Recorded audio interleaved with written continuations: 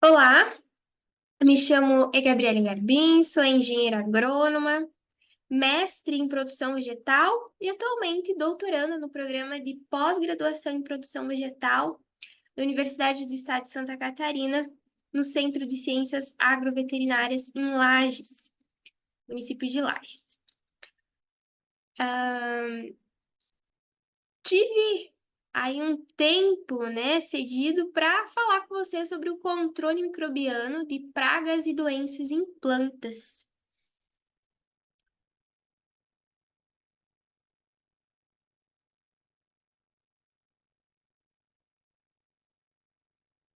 Então, a temática que a gente vai abordar nessa nossa conversa parte, né, de princípios, conceituações, né, ecológicas.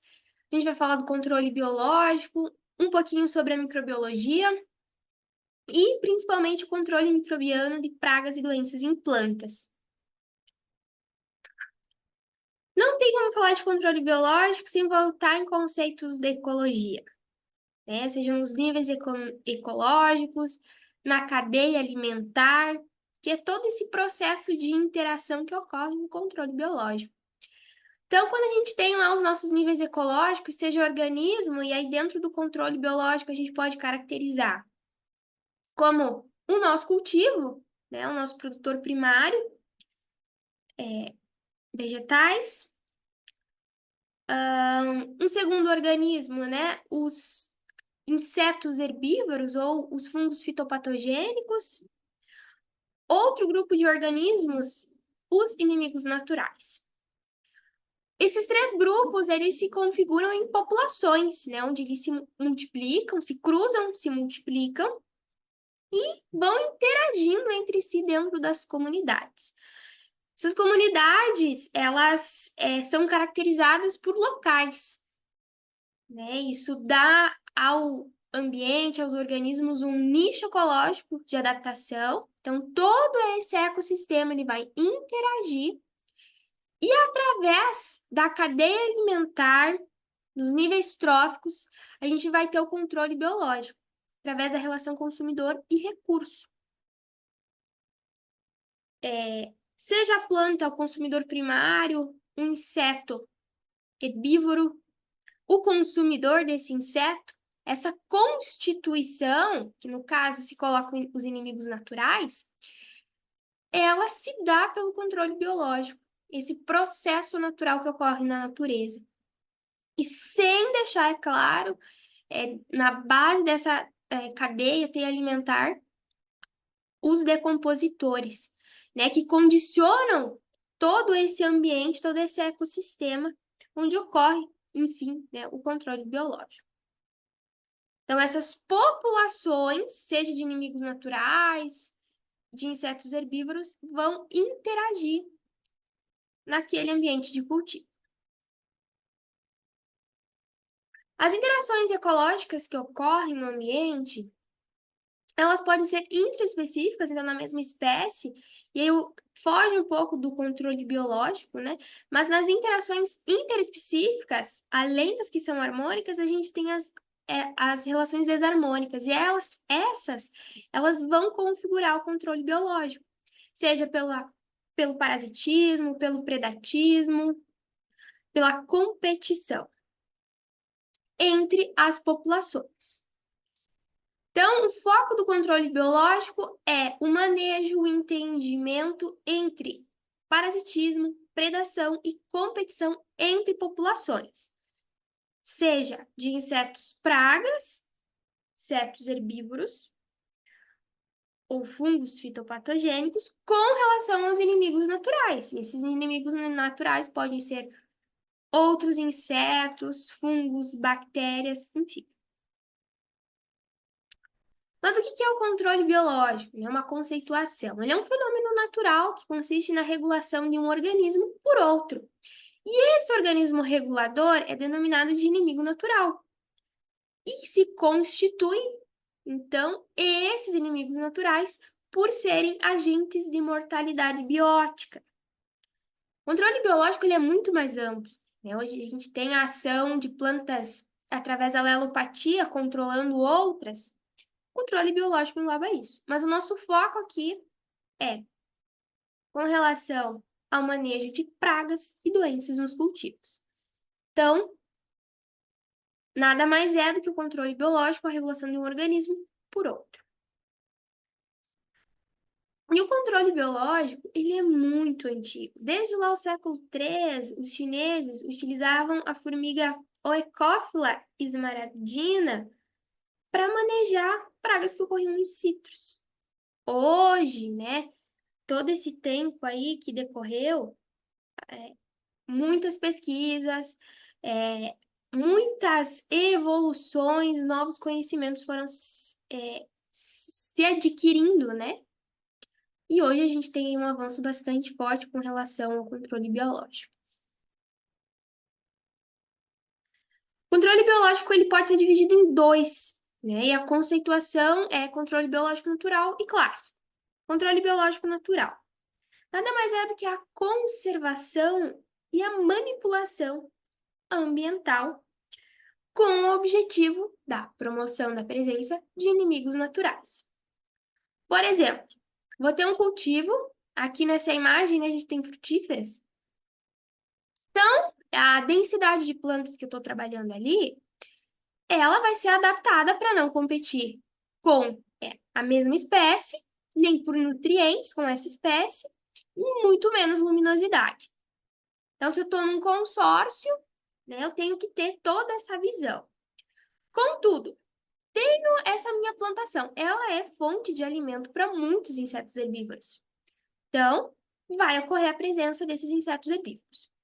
Contudo, na mesma forma que o ambiente vai condicionar a minha densidade de plantas, esse mesmo ambiente, e aí falando de temperaturas extremas, umidades, variações, ele também vai condicionar o aparecimento dos insetos herbívoros. Com a presença desses insetos herbívoros, eles são fonte de alimentos para os meus inimigos naturais. Então, esses meus inimigos naturais também vão ocorrer nessa área. Ambas três populações, elas vão ser condicionadas pelo ambiente, como eu já falei, seja temperatura, umidade, disponibilidade de água, né, as precipitações. Então, se eu vou ter a disponibilidade de alimento, eu vou ter o meu consumidor, essas populações, elas vão estar em um equilíbrio. Esse equilíbrio, ele é dinâmico, né? Então, ele vai ter flutuações. E, consequentemente, se essas flutuações, elas forem num nível em que mantém a minha herbivoria abaixo de danos econômicos, então eu vou ter ali a ação do controle biológico. Isso ocorre naturalmente quando se fala, né, em florestas, enfim. E quando bem manejado, né, os sistemas agrícolas, o mais próximo do natural e ecológico que ocorre na natureza, também isso ocorre. Mas quando a gente tem uma intervenção maior, aí a gente chama de controle biológico clássico. Como que isso acontece? Controle biológico nada mais é do que você isolar aquele micro-organismo que está ocorrendo naquele microclima da planta, seja inseto, bactéria, fungo, e na parte das raízes também eles podem estar sobre os seus organismos predados, né? E eles são isolados desse ambiente, são levados para a multiplicação em laboratório, e a gente destaca principalmente as biofábricas. Então, posteriormente, esses fungos, eles são reintroduzidos no ambiente através de formulações biológicas, para atuar novamente naquele ambiente e proporcionar aí o controle, seja de doenças ou insetos praga. Todo esse processo ele é regulamentado também pela Lei dos Agrotóxicos, a Lei 7.802 de 89, e especificamente quando se fala em formulações como isolar, por que utilizar aqueles micro-organismos, que testes de efetividade eu tenho que fazer, como que eu devo comercializar essas formulações, em quais concentrações, tudo isso, então, é legislado através da Instrução Normativa 13 de 2021. Mas aqui, diferente do natural, a gente vai ter um controle dessa minha população de praga. Então, a gente chama aqui de epizootias. A minha praga está num nível alto, acima do nível de controle, e ela está, essa população de pragas, equilibrada, alta. Passo de que eu adiciono nesse meu ambiente o meu inimigo natural, aqui representado pelo parasitoide, o que que vai acontecer com essa minha população de pragas? Ela vai decair. Então, é uma ação de controle bastante forte. Aqui a gente não fala de flutuações, e sim de diminuição drástica dessa população de pragas, para retomar ao ponto de equilíbrio onde eu não vou ter perdas econômicas no meu cultivo. Percebam, isso demanda tempo, que é um pouco diferente do controle químico, né? Que você aplica num dia e no outro, o, o inseto vai estar lá caidinho morto. Não. Tem todo um tempo de adaptação desse meu controlador biológico nesse novo ambiente, tanto que se percebe, né, que essas populações de pragas, elas têm um tempo de resposta para decair a sua população, a sua densidade. A gente tem também tipos diferentes de controladores biológicos. Vou começar falando para você sobre os predadores. Eles podem ser oli, oligófagos, onde eles vão predar um número mais acentuado de organismos. Eles podem ser estenófagos, onde vai ser uma quantidade mais reduzida de organismos a serem predados por eles, e os monófagos, então, que eles vão atuar sobre uma espécie. Então, de oligófagos para monófagos, então, você tem um maior número de predação sobre espécies e vai especificando somente para outro. Eles também são divididos em dois grupos, entre os machos, predadores mastigadores, e predadores sugadores. Os mastigadores, eles têm um aparelho bucal mastigador. Então, ele vai matar a presa, né, vai consumir a presa, através aí do processo de mastigação. E os sugadores, caracterizados aí principalmente pelas ninfas, e aí das cochonilhas. Através do aparelho bucal sugador, elas vão levar à morte da sua presa. E como exemplo de mastigadores, aqui na imagem a gente tem, né, as joaninhas, né, sobre os pulgões. Eles têm três características muito importantes. Os predadores, eles precisam ser de vida livre. Eles também têm que ser maiores que a sua presa e levam à morte imediata do organismo predado. Diferente dos parasitoides. Aqui o ciclo de vida dos parasitoides é dependente da sua presa, então ele não vai levar à morte imediata do organismo predado. Eles não precisam ser maiores que suas presas parasitoides. E há também uma diferença, né, entre parasitas e parasitoides. Parasitas convivem com seu hospedeiro, parasitoide não. Parasitoide, mesmo num processo mais lento, ele vai levar à morte do seu hospedeiro. O exemplo que eu trago para vocês é... E aí, esses parasitoides, né, eles vão atuar tanto para agir, né, sobre ovos, larvas, ninfas, pupas e adultos. Vai depender de qual parasitóide a gente está falando. O exemplo que eu trago aqui é o tricograma. Então, essa vespa, ela vai ovipositar sobre ovos de lagartas e, consequentemente, inviabilizar as gerações, né, as populações descendentes dessas lagartas, gerando controle biológico no ambiente. Muito utilizado aí no manejo da soja.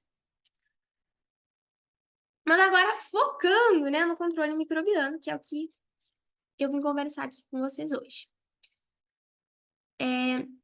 Aqui a gente vai falar sobre o adoecimento, seja do inseto e também do fungo antagonista, através desse controlador microbiano.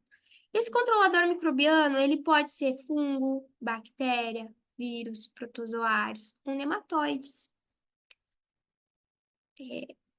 Começando a falar sobre os fungos, como que eles vão agir sobre esses insetos? Um exemplo que eu trago aqui é da Beauveria baciana, é um entomopatógeno, é um fungo que atua aí sobre uma ampla gama de insetos praga. Como que acontece esse processo? O esporo desse fungo, ele vai estando em contato com o inseto, ele vai se aderir, formar um apressório, adentrar na parede celular desse inseto e começar a se multiplicar, se dispersar. Então, esses esporos vão ficar na fase, né, dos blastosporos, onde eles vão dispersar sobre o hemolinho que faz esses esporos e, consequentemente, o fungo vai começar a se multiplicar, se utilizando dos nutrientes desse inseto. E a produção dos micélios, desses esporos, também vão devolver para o ambiente externo esses esporos, o que vai continuar a dispersão desse entomopatógeno no agroecossistema de cultivo.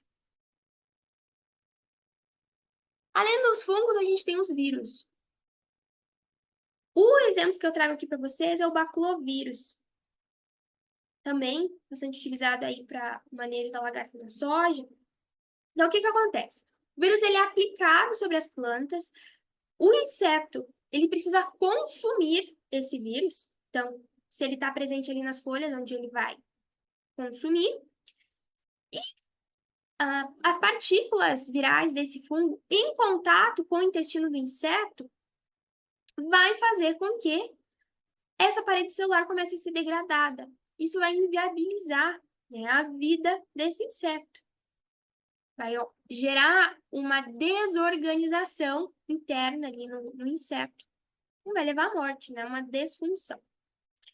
E esse inseto que ele está morto ali no ambiente, ele também vai continuar dispersando as partículas virais e suceder-se novas infecções. Os nematóides também constituem um controle microbiano, eles atuam principalmente em larvas no solo. Então, aqueles insetos que têm fase de larva no solo são acometidos, podem ser, né, pelos nematóides. Aqui, o exemplo que eu trago é o Heterorhabditis bacteriófora. O que que acontece com os nematóides? Eles têm uma associação com uma bactéria. Então, aqui ele não precisa ser consumido igual aos vírus.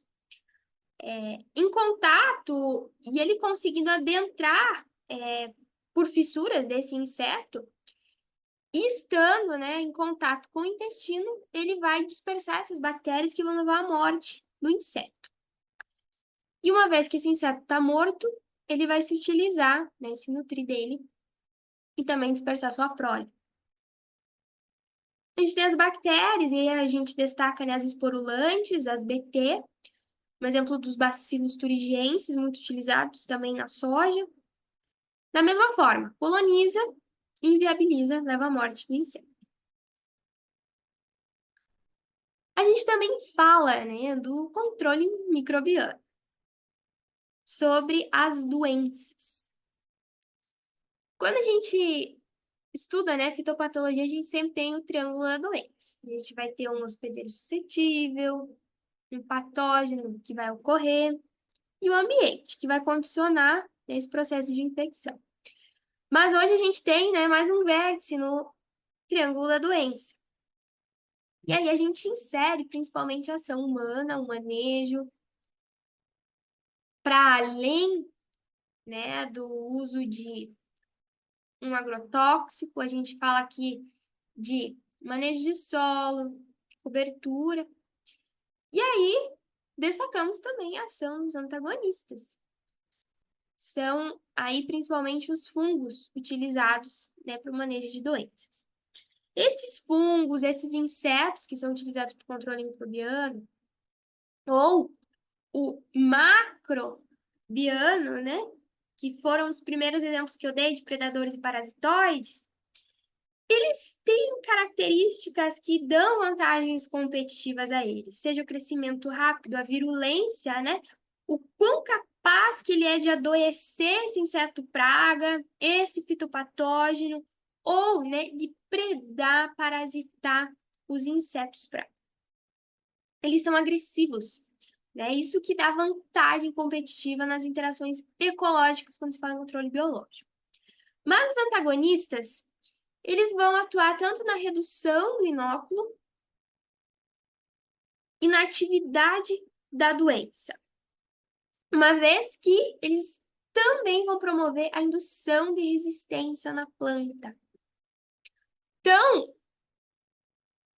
de modo geral, os fungos antagônicos, eles são saprófitos. E eles vão estar ali no ambiente de cultivo. Eles vão decompor a matéria orgânica, né, necrotróficos, e, de um modo, eles consomem os exudatos da planta, consomem os restos culturais e promovem uma remineralização ali do solo. Isso promove o crescimento da planta. Então, além de atuar sobre as doenças, eles promovem o crescimento da planta, atuam na indução de resistência, né, ativam mecanismos de defesa quando essa planta é acometida pela doença, e atua também sobre as fontes de inóculo. E aí a gente destaca principalmente a ação no solo dos antagonistas. Esses antagonistas, eles são eficientíssimos quando se trata de doenças necrotróficas, onde, no ciclo do patógeno, ele vai passar um tempo no solo, sobreviver de uma safra para outra no solo, com as estruturas de resistência, e aí caracterizando principalmente a região sul aqui do Brasil, né, que a gente tem a época de inverno, as geadas, eles conseguem sobreviver nas estruturas de resistência, e aí podemos citar a esclerotínia. Pensando em frutíferas, a monilina frutícola, causadora da podridão parda no pêssego, que elas sobrevivem nos pomares entre as safras, se você aplica o antagonista ali, você quebra esse ciclo. Na próxima safra, você não vai ter aqueles esporos que estavam ali e, né, não foram removidos dessa área. Então, o solo ele é importantíssimo quando se fala de atividade antagonista sobre doenças. Como que esses fungos, né, antagonistas, eles vão agir sobre os fitopatógenos? Um exemplo que eu trago aqui é do Trichoderma asperelo, e aí a gente tem vários, né, fungos antagônicos, mas a gente destaca o Trichoderma porque ele é o mais comercializado, né, mais famoso. Ele pode atuar por antibiose, que é a produção de substâncias tóxicas sobre os fitopatógenos, que leva à morte deles. Podem competir com esses fitopatógenos, tanto por nutrientes, por espaço. E como eu comentei, né, eles têm vantagens competitivas, eles são mais eficientes. E também podem parasitar as estruturas reprodutivas, os esporos desses fitopatógenos, que vai reduzir a população desse fitopatógeno no próximo ciclo.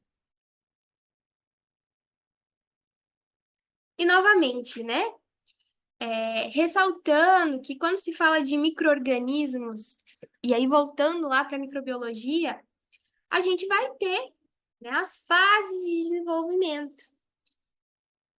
Primeiro começando pela fase lag, né, onde o fungo vai começar, ou bactéria, como tem aqui no exemplo, se estabelecer, depois ele passa por uma fase exponencial, fase log, muito desenvolvimento, e a fase estacionária, onde vai ter um equilíbrio entre nascimentos e mortes, né, a reprodução, seja desse fungo utilizado no controle biológico ou bactéria.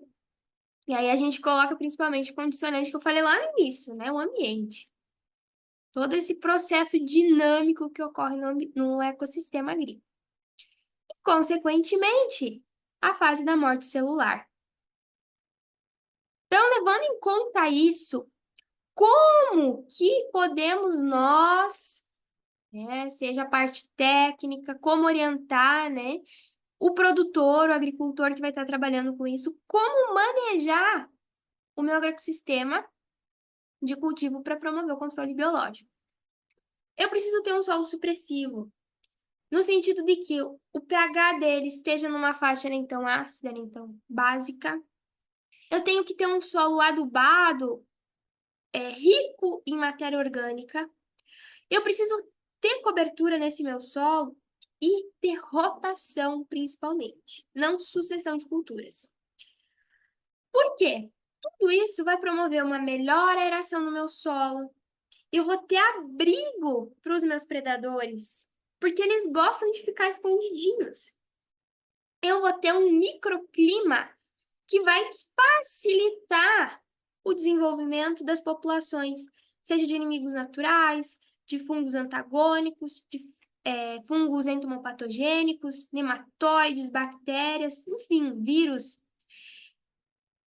Normalmente, quando se fala, né, de fungos também antagônicos, como eu comentei, são saprófitos, necrotróficos, eles vão ter uma relação com a decomposição dessa matéria orgânica, dessa cobertura que vai estar ali no meu solo. Então, vai atuar não só agindo nessas interações predador-presa, enfim, mas também vai promover o desenvolvimento das minhas plantas. Então, são interações complexas que vão depender de um bom conhecimento da praga, um bom conhecimento do meu inimigo natural, conhecimento técnico para saber em que momento que eu devo aplicar, e aí eu ressalto, né, o uso do controle biológico preventivo nas áreas. Né? Porque o tempo de resposta desse micro-organismo, ele precisa se adaptar ali naquele novo microclima. Se eu vou ter variações muito altas de temperatura, já vai reduzir a população desse meu inimigo natural, esse meu fungo entomopatogênico. Então, precisa de um tempo de adaptação, porque o controle biológico ele é muito efetivo, ele funciona muito bem. Ele atende a questões aí do desenvolvimento sustentável da produção agrícola mais limpa. Então, é preciso conhecer e saber como trabalhar, porque ele funciona. Ele é muito eficiente. Além de eu ter todas essas questões de manejo do solo, de culturas, eu tenho que ter biodiversidade na minha área. Essa coexistência de espécies, ela precisa ser dinâmica. A importância de uma vegetação adjacente, né, nas minhas áreas de cultivo, isso vai condicionar o clima, vai deixar uma temperatura mais amena. Isso favorece o meu cultivo, favorece o meu inimigo natural. Né? A adição ali na minha área de culturas que atraiam esses meus inimigos naturais, por exemplo, com floração, é excelente, né? Culturas, girassol, né, nas bordaduras, vai atrair esses inimigos naturais. Mas como o controle biológico ele pode ser aplicado? Ele pode ser aplicado tanto no tratamento de sementes, antes, né, da semeadura, tanto para doenças quanto pragas. Também para o manejo de pragas, a gente tem as iscas tóxicas, né, atrai e mata. E também a pulverização, a dispersão, né, na minha área de cultivo desse meu inimigo natural. Quando se fala de insetos, né, os sachêzinhos dispostos. E quando se fala em controle microbiano, principalmente aí por meio de pulverização. O controle biológico ele tem muitos pontos positivos, como eu já ressaltei para vocês, e aí a gente destaca 5 deles. Ele não deixa resíduos no ambiente, não gera impacto tão forte quanto o uso dos químicos, né, com as substâncias tóxicas. Ele tem um baixo custo, né? Para o agricultor é interessante, porque principalmente vai se manter naquela área após a aplicação, então vai continuar agindo e vai evitar novas aplicações. Ele tem uma alta multiplicação, né? Isso contribui para a manutenção na área e principalmente, né, não acarreta resistência. A gente tem muito aí com os agrotóxicos. Principalmente, né, com aplicações errôneas, superdoses, a praga ela vai se adaptando àquilo ali, chega um momento que ela fala não.